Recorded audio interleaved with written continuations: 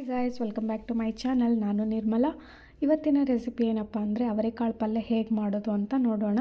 ಮೊದಲು ಅವರೆಕಾಳೆಲ್ಲ ತೊಗೊಂಡು ಅದನ್ನು ಚೆನ್ನಾಗಿ ತೊಳೆದು ಒಂದು ಬೋಗಣಿಲಿ ಹಾಕಿ ನೀರು ಹಾಕಿ ಅದಕ್ಕೆ ಉಪ್ಪು ಹಾಕಿ ಬೇಯಲಿಕ್ಕೆ ಇಡಬೇಕು. ನೆಕ್ಸ್ಟು ಕೊಬ್ಬರಿ, ಈರುಳ್ಳಿ, ಟೊಮೆಟೊ ಮತ್ತು ಕೊತ್ತಂಬರಿ, ಬೆಳ್ಳುಳ್ಳಿ ಇದಿಷ್ಟನ್ನು ಚೆನ್ನಾಗಿ ಕಟ್ ಮಾಡಿಕೊಂಡು ಒಂದು ಕುಕ್ಕರಿನ ಜಾರಿಗೆ ಹಾಕ್ಕೊಂಡು ಮಿಕ್ಸಿ ಮಾಡಿ ಇಟ್ಕೋಬೇಕು.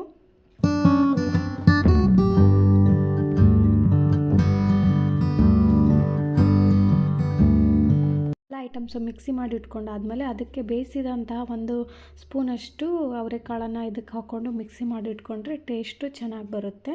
ಸೊ ಹಾಗಾಗಿ ಒಂದು ಸ್ಪೂನಷ್ಟು ಹಾಕ್ಕೊಳ್ಳಿ.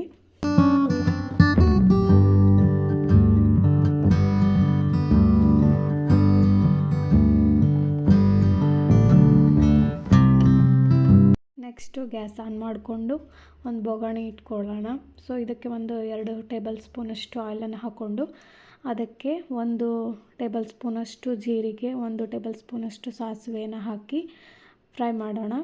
ಸೊ ಇದು ಚೆನ್ನಾಗಿ ಫ್ರೈ ಆದಮೇಲೆ ನಾವು ಮಿಕ್ಸಿ ಮಾಡಿ ಇಟ್ಕೊಂಡಿದ್ವಲ್ಲ ಅದನ್ನೆಲ್ಲ ಇದಕ್ಕೆ ಹಾಕಿ ಹಸಿ ವಾಸನೆ ಎಲ್ಲ ಹೋಗೋವರೆಗೂ ಚೆನ್ನಾಗಿ ಬೇಯಿಸಬೇಕು.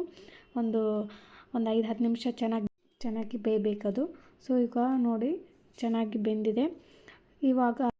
ಇವಾಗ ನೆಕ್ಸ್ಟ್ ನಾವು ಅದಕ್ಕೆ 2 ಟೇಬಲ್ ಸ್ಪೂನಷ್ಟು ಅರಿಶಿಣದ ಪುಡಿ ಮತ್ತು 1-2 ಸ್ಪೂನು ಗರಂ ಮಸಾಲ ಮತ್ತು 2 ಸ್ಪೂನಷ್ಟು ಖಾರದ ಪುಡಿಯನ್ನು, ಆಮೇಲೆ 2 ಕೊರಿಯಂಡರ್ ಪೌಡರನ್ನು ಆ್ಯಡ್ ಮಾಡ್ಕೊಳ್ಳಿ.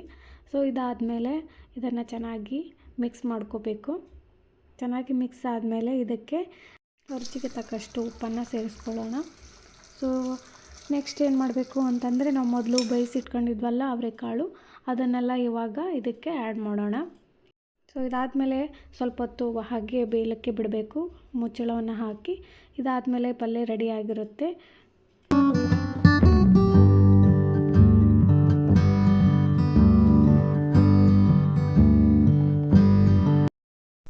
ಈ ಥರ ಪಲ್ಯ ಇದು ದೋಸೆಗೂ ಚೆನ್ನಾಗಿರುತ್ತೆ. ಈವ್ನಿಂಗ್ ಟೈಮ್ ದೋಸೆ ಮಾಡ್ಕೊಂಡಾಗ ಅವರೆಕಾಳು ಪಲ್ಯನ ಮಾಡಿಕೊಂಡ್ರೆ ತುಂಬ ಚೆನ್ನಾಗಿರುತ್ತೆ. ರೊಟ್ಟಿಗೂ ಚೆನ್ನಾಗಿರುತ್ತೆ. Thank you so much.